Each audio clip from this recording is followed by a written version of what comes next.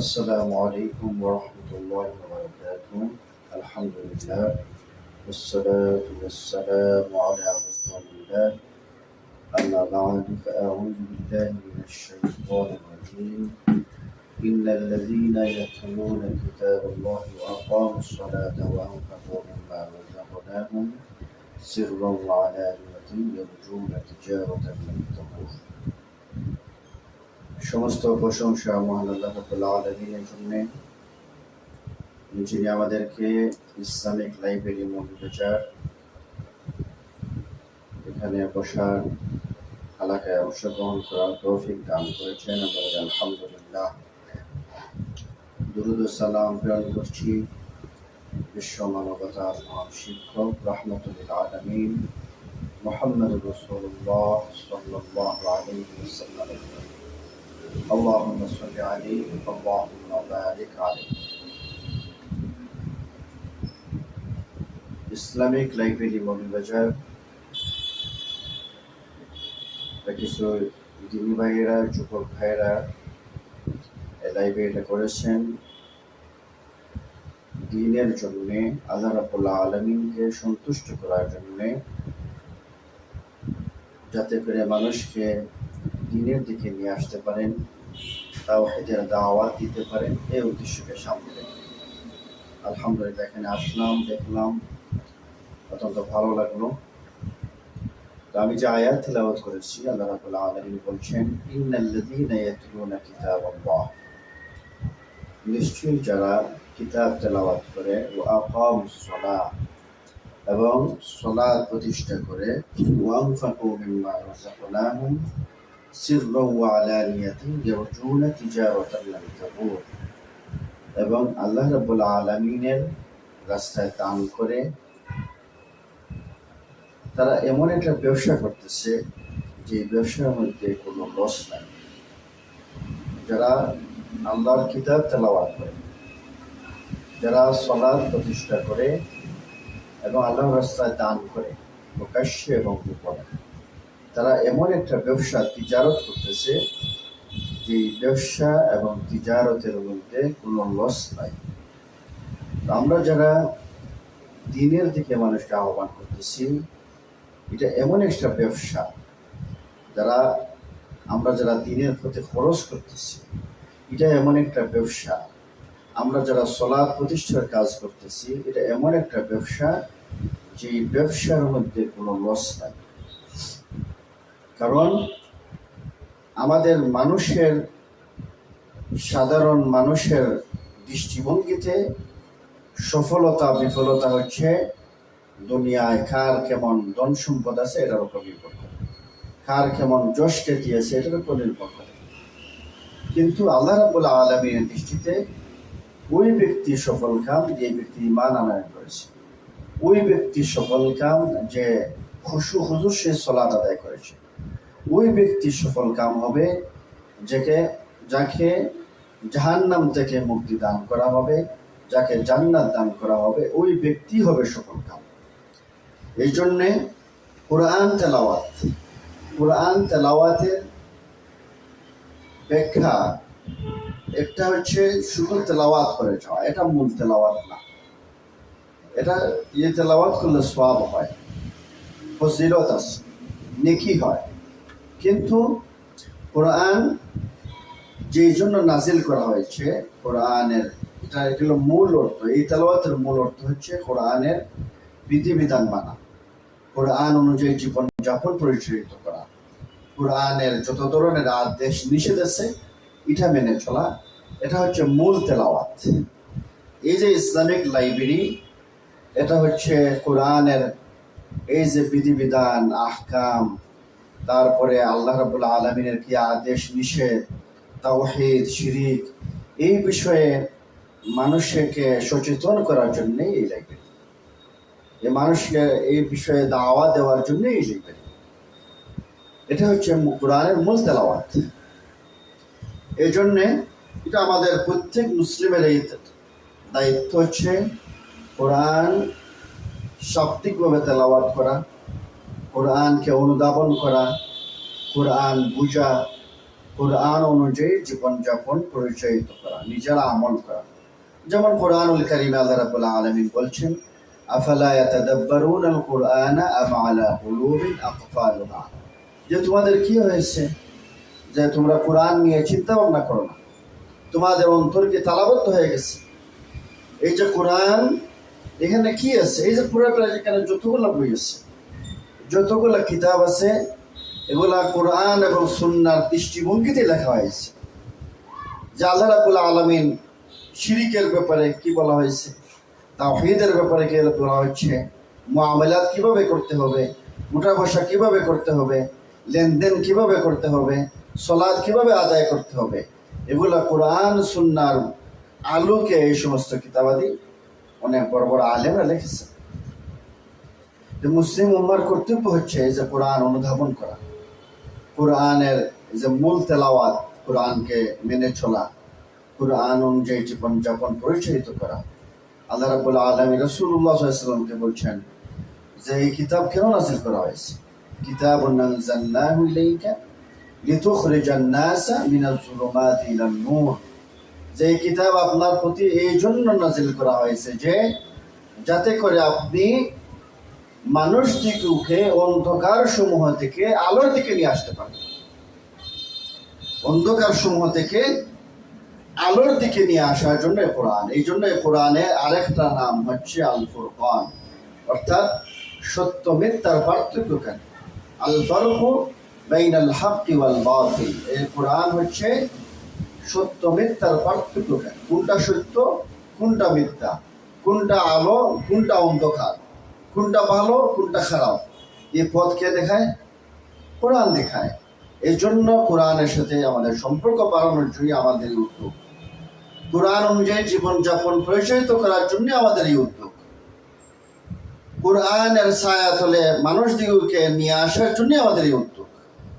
এই যে উদ্যোগ, এটা এমন একটা উদ্যোগ, এমন একটা কাজ, এমন একটা মেহনত, যে মেহনতের মধ্যে কোনো লস নাই। সুবহান, আপনি দেখতেছেন এখানে হাজার হাজার টাকা দিতেছেন, কিন্তু এখানে কোনো লস নাই, এটা সঞ্চয়। এখানে অনেক ভাই পরিশ্রম করতেছে,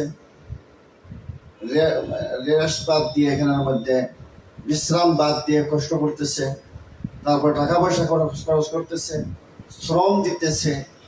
যদি উদ্দেশ্য থাকে আল্লাহ রাব্বুল আলামিনকে সন্তুষ্টি করা, তাহলে এই ব্যবসার মধ্যে কোনো লস নাই। এটা আল্লাহর জিকিরের অন্তর্ভুক্ত। মানুষকে কোরআনের দিকে আহ্বান করা, মানুষকে দ্বীনের দিকে দাওয়া দেওয়া, এই দাওয়াটা দিতে হবে ইখলাসের সহিত।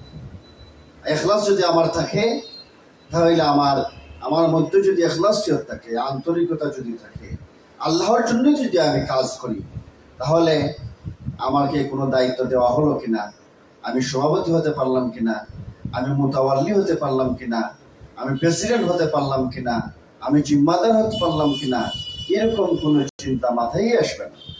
আমার মধ্যে যদি ইখলাসিয়ত থাকে, তাহলে আমার দিনে ভাইদের সাথে আমার সম্পর্ক ভালো থাকবে। আমি যদি আল্লাহর জন্য কাজ করি, তাহলে দিনে ভাইদের সাথে আমি কাদা ছুড়াছুড়ি করবো না।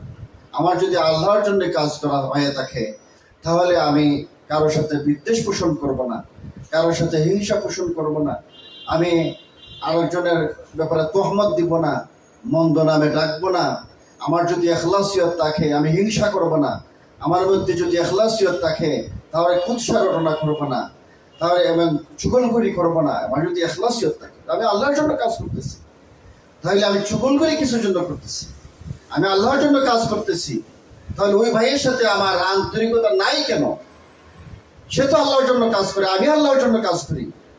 সেও ইমানদার, আমিও ইমানদার, সেও মুসল্লি, আমিও মুসল্লি, সেও সহি আকিদার, আমিও সহি আকিদার, সেও সহি মানহাজের, আমিও সহি মানহাজের, সেও সালাফি মানহাজের, আমিও সালাফি মানহাজের, তাহলে তার সাথে আমার মহব্বত নাই কেন? রাসূলুল্লাহ সাল্লাল্লাহু আলাইহি ওয়াসাল্লাম বলেছেন, মান আহাব্বা লিল্লাহ ওয়া আবগাদা লিল্লাহ ওয়া আ'তা লিল্লাহ ওয়া মানা'a লিল্লাহ ফাকাদ ইসতাকমালা আল-ঈমান, যে কারোর সাথে আল্লাহর জন্য ভালোবাসা পোষণ করবে, আল্লাহর জন্যই কারোর সাথে শত্রুতা পোষণ করবে, আল্লাহর জন্যই কাউকে কিছু দিবে, আল্লাহর জন্য কাউকে কিছু দেওয়া থেকে বিরত থাকবে, সেজন্য তার ঈমানকে পরিপূর্ণ করে নেবে। সুবহানাল্লাহ। অপর দিকে দেখা যায় রাসূলুল্লাহ সাল্লাল্লাহু আলাইহি ওয়াসাল্লাম বলছেন, ইমানের স্বাদ বৃদ্ধি করে তিনটা কাজ। একটা হচ্ছে আল্লাহ এবং তার রাসূল সাল্লাল্লাহু আলাইহি ওয়াসাল্লাম দুনিয়ার সবার চাইতে বেশি ভালোবাসবে আল্লাহ এবং তার রাসূল সাল্লাল্লাহু আলাইহি ওয়াসাল্লাম। এই যে কুরবানি গেল, কুরবানির শিক্ষাও এটাই। ইব্রাহিম আলাইহিস সালামের জীবন থেকে আমরা এটাই দেখতে পাই যে আল্লাহর ভালোবাসা তার পুত্র চাইতেও বেশি, স্ত্রী চাইতেও বেশি, বাবার চাইতেও বেশি, সমাজের চাইতেও বেশি, এমনকি নিজের জীবনের চাইতেও বেশি। এই জন্য তিনি তার জীবনকে অগ্নিকুণ্ডের সামনে নিক্ষিপ্ত করা হলো তাকে, তারপরও তাওহীদের দাওয়াত থেকে পিছপা হন নাই। সন্তানকে এবং স্ত্রীকে একাকী রেখে আসলেন, তারপরও তাওহীদের দাওয়াত থেকে পিছপা হন নাই। এবং এটা হলো আল্লাহর প্রতি ভালোবাসা।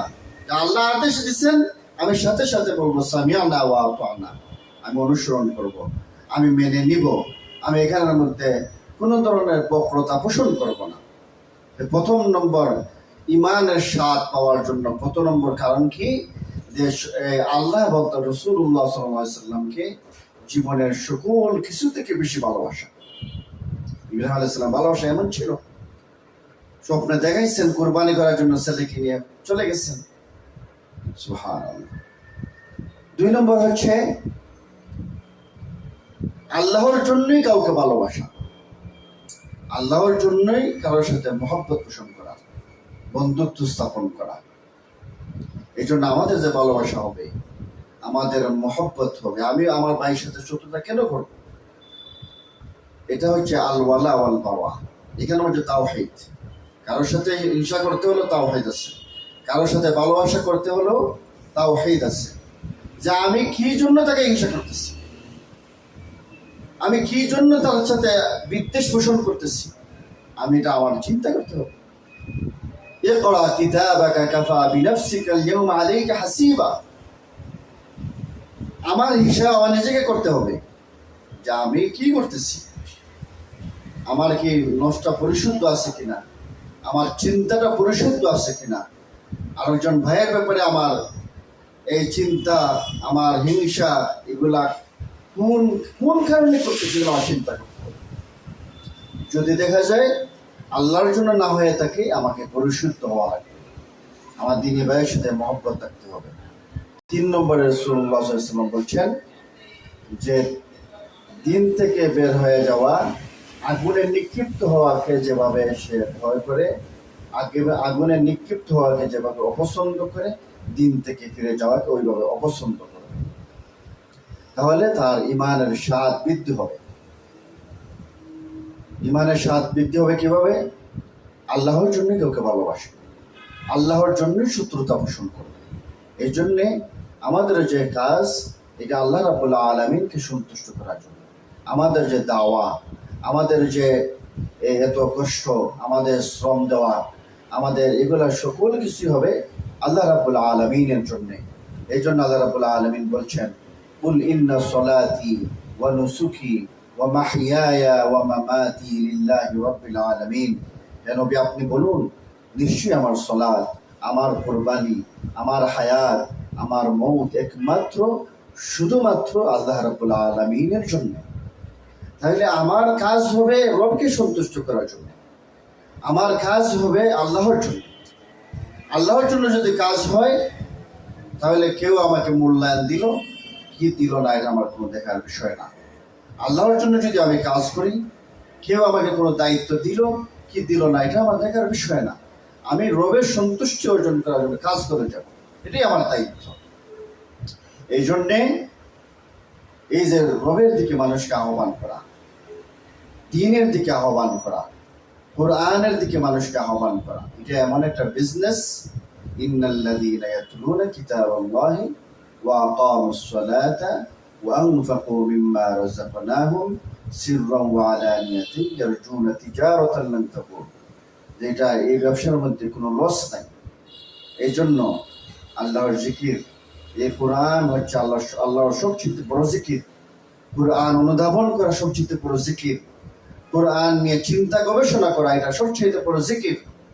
এর মাধ্যমে আপনার অন্তর প্রশান্ত হবে, আপনার বক্রতা দূর হবে, আপনার যত ধরনের এই অশান্তি আছে সেগুলো দূর হবে।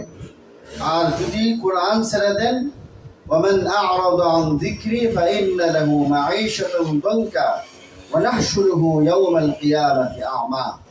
যে ব্যক্তি কোরআন থেকে দূরে সরে যাবে, কোরআনের স্মরণ থেকে দূরে, জিকির থেকে দূরে সরে যাবে, তাকে সংকীর্ণ জীবন দান করা এবং আখিরাতের জীবনে তাকে অন্ধ হিসাবে তোলা হবে। আবার যারা রাসূলুল্লাহ সাল্লাল্লাহু আলাইহি সাল্লামের অনুসরণ থেকে দূরে সরে যাবে, ফালইয়াহযারিল্লাযীনা ইউখালিফুনা আন আমরিহি আন তুসীবাহুম ফিতনাতুন আও ইউসীবাহুম আযাবুন আলীম। যারা রাসূলুল্লাহ সাল্লাল্লাহু আলাইহি সাল্লামের মুখালিফ কাজ করবে, বিপরীত কাজ করবে, রাসূলুল্লাহ সাল্লাল্লাহু আলাইহি সাল্লামের তরিকা বাদ দিয়ে দিবে, তরিকা অনুযায়ী চলবে না, ফালইয়াহযারিল্লাযীনা ইউখালিফুনা আন আমরিহিম আন তুসীবাহুম ফিতনা, তাকে ফিতনা পেয়ে বসবে, তাকে বিভিন্ন ধরনের মুসিবত পেয়ে বসবে, আও ইউসীবাহুম আযাবুন আলীম, এবং আখিরাতের জীবনে আযাব আছে। এই জন্যে এই যে আমাদের প্রয়াস, এই যে আমাদের প্রচেষ্টা, এটা হচ্ছে পূর্ণাঙ্গ দিন মানার প্রচেষ্টা, পূর্ণাঙ্গ দিন মানার দিকে মানুষকে আহ্বান করার প্রচেষ্টা।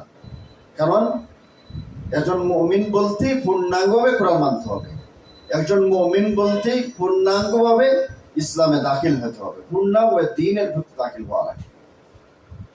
এটা পুরোটা দিন হচ্ছে পুরোটা একটা প্যাকেজ। আপনি সালাত আদায় করলেন, কিন্তু দেখা গেছে আপনি ব্যবসা বাণিজ্য করতেছেন আপনার মন গড়া বিধান অনুযায়ী, এখানের মধ্যে রাসূলুল্লাহ সাল্লাল্লাহু আলাইহি ওয়াসাল্লাম তরিকা মানতেছেন না, তাহলে আপনি মুমিন হতে পারবেন না। আপনি ব্যাংক থেকে লোন আনতেছেন, এখানে অর্থ ব্যবস্থায় রাসূলুল্লাহ সাল্লাল্লাহু আলাইহি ওয়াসাল্লামকে অনুসরণ করতেছেন না, আপনি মুমিন হতে পারবেন না। আপনি সালাত আদায় করতেছেন, আবার দেখা যায় আপনি বিয়ে শাদী করতেছেন, সামাজিক যেভাবে রীতিনীতি আছে কুরআন সুন্নাহকে বাদ দিয়ে রীতিনীতি ফলো করে, সামাজিক রীতিনীতি ফলো করে, আপনি এখানে মুমিন হতে পারবেন না। এটা পুরাটা একবারে ইয়া আইয়ুহাল্লাযীনা আমানু দুখুলু ফিস-সিলমি কাফা, যে পূর্ণাঙ্গভাবে মুমিনদেরকে বলা হয়েছে যে ইসলামের মধ্যে দাখিল হও।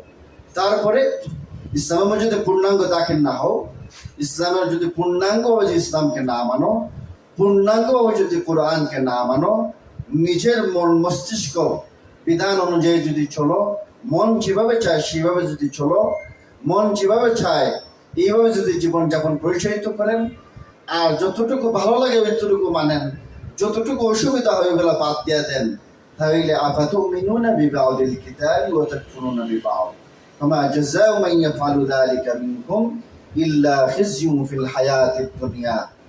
যে তোমরা যদি কোরআনের কিতাবের কিছু কথা প্রতি ঈমান আনো আর কিছু কথার প্রতি ঈমান না আনো, কিছু কথাকে মানো আর কিছু কথাকে অস্বীকার করো, তাহলে তোমাদের পরিণতি, তাদের পরিণতি, যারা কিতাবকে কিছু মানবে কিছু মানবে না, তাদের পরিণতি দুনিয়ার জীবনে জিল্লতির জীবন ছাড়া কি হতে পারে। এই জন্যে আমাদের প্রত্যেকটা মুমিনের দায়িত্ব হচ্ছে মানুষের কোরআন সুন্নাহ থেকে আহ্বান করা। প্রত্যেকটা মুমিন নরনারীর কর্তব্য হচ্ছে কোরআন সুন্নাহর দিকে ফিরে আসা। প্রত্যেকটা মুমিন নরনারীর কর্তব্য হচ্ছে নিজেকে সংশোধন করা, পূর্ণাঙ্গভাবে ইসলামে প্রবেশ করা। এবং আমাদের কর্তব্য হচ্ছে কোরআনকে শক্তভাবে আঁকড়ে ধরা, সুন্নাহকে শক্তভাবে আঁকড়ে ধরা। এই জন্যে এই যে প্রতিষ্ঠান আমাদের ছোট ছোট ভাইয়েরা করেছেন এবং এরা পড়ালেখায় আছে এখনো, আলহামদুলিল্লাহ, জেনারেল শিক্ষায় শিক্ষিত এই সমস্ত ভাইয়েরা এই প্রতিষ্ঠান করছে, আলহামদুলিল্লাহ। আল্লাহ রাব্বুল আলামিন তাদেরকে দুনিয়া আখিরাতে উত্তম বিনিময় দান করুন এবং তাদের এই প্রচেষ্টাকে কবুল করে নেন। আর আমাদের যাদের সামর্থ্য আছে, অবস্থা আছে, তাদের এই প্রচেষ্টার সাথে থাকার আল্লাহ রাব্বুল আলামিন তৌফিক দান করুন। এটা সুন্দর উদ্যোগ এবং এরকম প্রতিষ্ঠান আরও প্রয়োজন, এরকম মার্কাজ আরও প্রয়োজন, যাদের মাধ্যমে দ্বীনের দাওয়াত দুনিয়াময় ছড়িয়ে যাবে, কুরআনের দাওয়াত দুনিয়াময় ছড়িয়ে যাবে। আল্লাহ রাব্বুল আলামিন তৌফিক দান করুন। আল্লাহ রাব্বুল আলামিন এই প্রতিষ্ঠানকে কবুল করে নেন। আল্লাহ রাব্বুল আলামিন আমাদেরকে এই প্রতিষ্ঠানে সার্বিকভাবে সহযোগিতা করার, সার্বিকভাবে বুদ্ধি পরামর্শ দিয়ে, শ্রম দিয়ে, যে যেইভাবে পারেন ওইভাবে এই প্রতিষ্ঠানকে সহযোগিতা করার তৌফিক দান করুন। আমরা বলি আমিন। ওয়া আখিরু দাওয়ানা আনিল হামদুলিল্লাহি রাব্বিল আলামিন। আসসালামু আলাইকুম ওয়া রাহমাতুল্লাহি ওয়া বারাকাতুহু।